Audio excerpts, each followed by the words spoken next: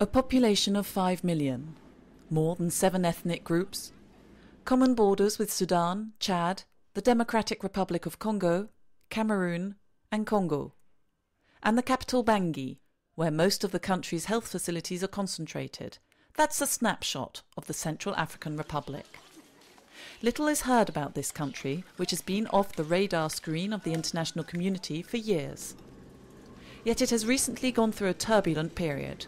After 10 years of political and military instability, the country is returning to peace. Despite the recent peace accords, there are still open conflicts between the CPJP and UFDR, two groups that are still active in the east, fighting for control of the diamond-bearing areas. Beyond the capital, there's little or no access to healthcare. The few facilities scattered across the country often lack drugs and qualified medical staff. The Health Ministry's budget is practically non-existent, and international organisations are reluctant to get involved. What we see is that the weakness of the Ministry of Health makes it very difficult to launch development activities that can be sustainable. And what we see amongst the major donors is this fundamental concern about investing development money today because they don't feel that it can be managed and well utilized in the country. A weak government with no money and 100 doctors for the whole country. The Médecins Sans Frontières teams in the field report an alarming health situation and mortality rates comparable to the most widely mediatised emergencies. But the situation in the Central African Republic is not the result of an acute or one-off disaster. This is a chronic crisis, without any major event.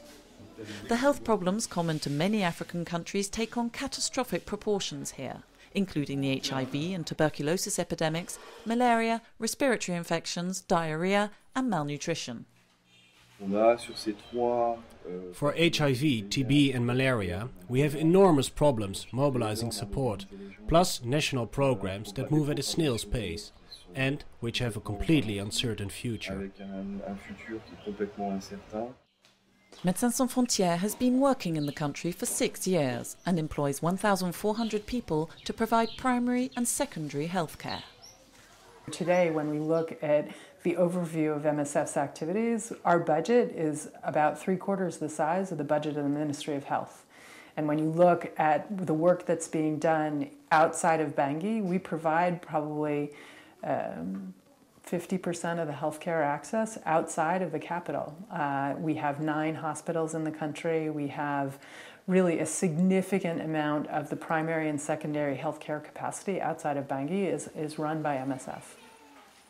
MSF has teams working in 2 cities in the west of the country, in Paoa and Kano. In Paoa, in addition to working in the General Hospital, they supervise 7 health centres. MSF has set up a referral system using motorcycles to take patients from these centres to the hospital.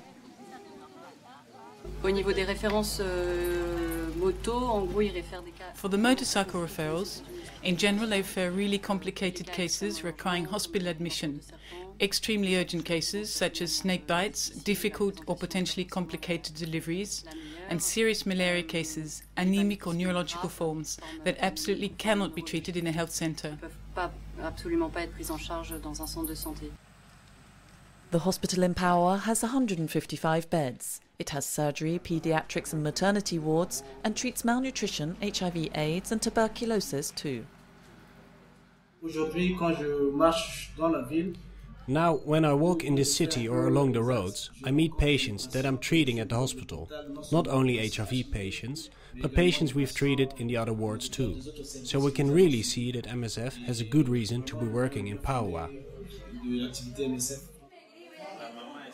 Children are the first to suffer from the country's health crisis. For those who live too far from a health facility, the slightest diarrhea or respiratory infection can lead to death. This situation only gets worse during the malaria season.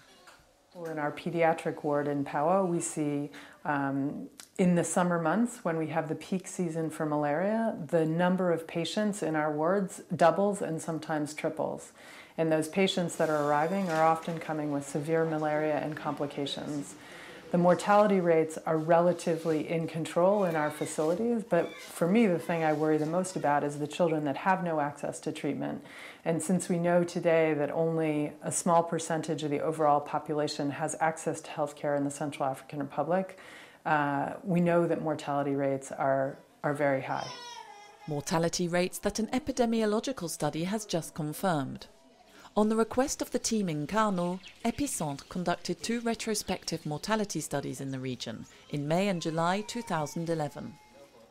Il s'agissait de visiter les ménages de la sous-préfecture de KARL.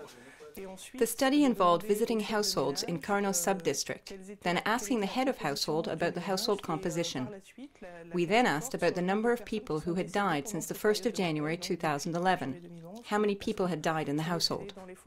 During the second survey in July, we added questions about causes of death. So we asked about the major symptoms, the symptoms they presented before they died. Qui sont décédés, donc les symptômes qui avaient précédé le décès. MSF was expecting the study to confirm high mortality rates, but it wasn't expecting quite these results. So we estimated the crude mortality rate of about 3.7 per 10,000 per day since January 2011, and the mortality rates for children under the age of 5 of 7 per 10,000 per day. These figures are 3 times higher than the emergency threshold. That figure corresponds, on average, to the death of 35 children per day in the city of KARL since the 1st of January 2011. The 3 main causes of mortality were diarrhea, acute respiratory infections and malaria. Le fait de retrouver ces causes de mortalité. The fact that we found rather common causes of mortality shows that the deaths are essentially avoidable and that there's basically a problem of access to primary health care both in rural areas and the city of KARL. À la fois en périphérique et en rural, mais aussi au niveau de la ville de KARL. Since 2010, MSF has been treating HIV and tuberculosis patients in KARL. The study's results showed that MSF had to expand its activities. MSF is reorienting its activities in KARL to dramatically increase the access to primary and secondary health care. So primary health care is really literally having small clinics out in the villages that allow women to bring their children into the clinic to get the very most basic care. And after that, we ensure a system of referral so people can get from these remote clinics to the central hospital. In addition, in the hospital in KARL, we're opening the pediatric ward to provide hospitalization care for children free of charge. This year, MSF is also going to conduct measles and pneumococcal vaccination campaigns in KARL and Paua. These essential vaccines should have an impact on the mortality rate. This is just one of the ways in which MSF intends to respond to this silent and neglected crisis.